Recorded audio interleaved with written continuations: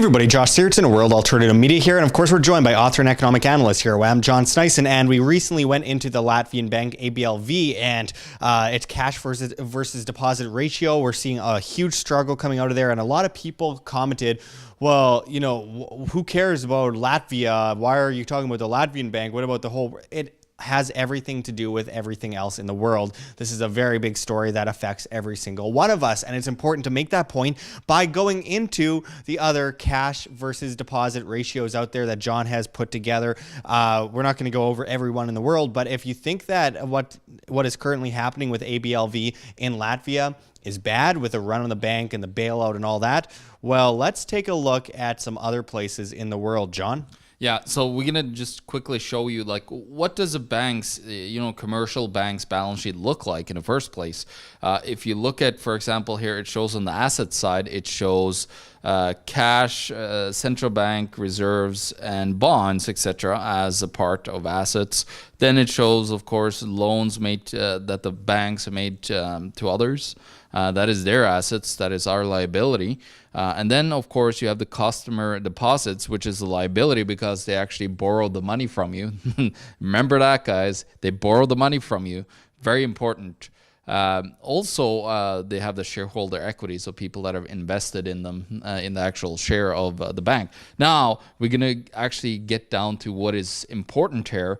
And I'm going to go through a couple of big banks. Josh is just going to scroll on the screen here, all the banks. We're just going to make sure that we talk about some of the big ones so you could kind of get, like, and I'm going to mention versus ABLV to see, like, how, the bank that had 13% cash to deposit ratio would fare against these banks to see if they're actually solid or not. Talk about insolvency and IOUs and all that kind of nonsense that we've been so accustomed to over the years, and what we really saw bring down the banking system in 2008. Well, bring it down temporarily before it was manipulated back upwards into quote-unquote artificial prosperity, and we're seeing something really starting to happen now with the stock market, with the monetary system. We are seeing, we're on the brink of something here, and of course, as we mentioned so many times before, the fundamentals are off the table due to the level of manipulation in the monetary system and the market, so it's impossible to put a date on it, but we know it's going to happen. It's inevitable, and with that said, we're looking at all these telltale signs, and it's really, truly shocking, John, the level of insolvency and the level of debt that a lot of these banks are in. And then even just going into like Deutsche Bank in the past with when we first reported on it in 2016, derivatives exposure of $75 trillion, which is about the GDP of the entire planet. I mean, it's absolutely insane. John, can you go into some of these major banks and in comparison with what we see in with ABLV? Yeah, well, I think it's very important to actually show and expose what these banks are all about. Now, we're talking about derivatives. We're not going to talk about the derivative books of these banks. We're just going to talk about the cash versus deposits because it's just a minuscule amount. But then you can think about the derivative exposure on top of everything.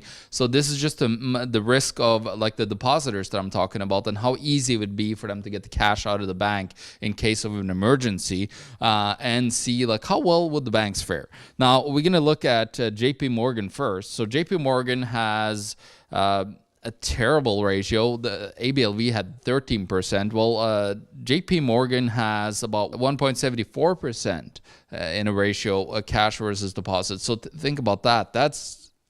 What is that? That's terrible. That's crazy. They have less than 2%. Well, what's holding them up other than maybe just investor confidence in a bankrupt bank? No, that's exactly what you're right about, Josh. It's just about the trust in the banking system. That's what's holding them up. Just a little bit of people, starting to pull their money out. It's going to be eviscerated, these banks. And this is just JP Morgan, one of the world's biggest banks. Now, I want to just show, of course, I want to show Wells Fargo because it's one of our favorite banks.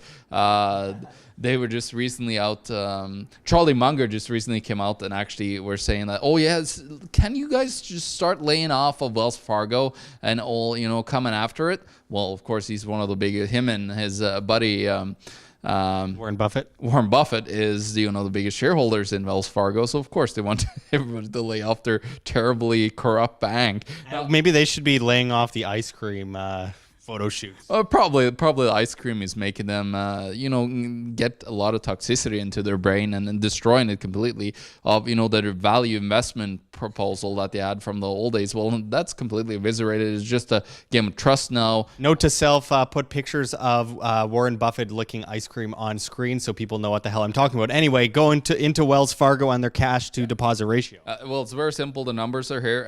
It's 1.59%, so it's worse than JP Morgan.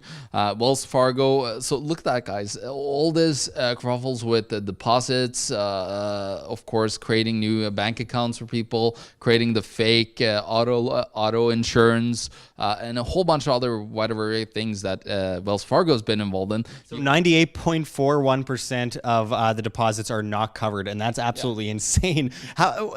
Why do people even put their money in this bank? Anyway, let's move on to Goldman Sachs. Yeah, I just want to do these three major American banks because they're very important, systemically important around the world, some of the biggest banks in the world.